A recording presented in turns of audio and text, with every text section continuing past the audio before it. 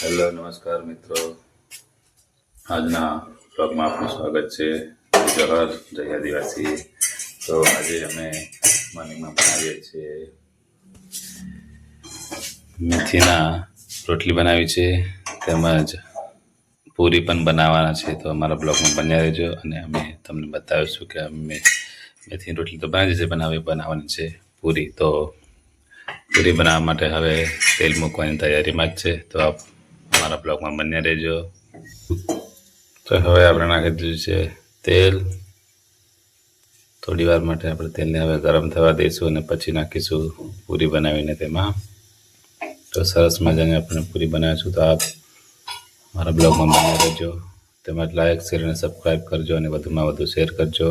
ઉતાવળ થાય માટે રોટલી વરીને રોટલી કાપી દીધી છે અને કાપેલી છે તૈયાર છે. અને આ બાજુ આપણને પૂરી તરાય છે. તો પછી પૂરી તૈયાર થઈ ગઈ છે. આપણી પૂરી બનીને તૈયાર છે. તો મોર્નિંગનો નાસ્તો બનીને તૈયાર છે. તો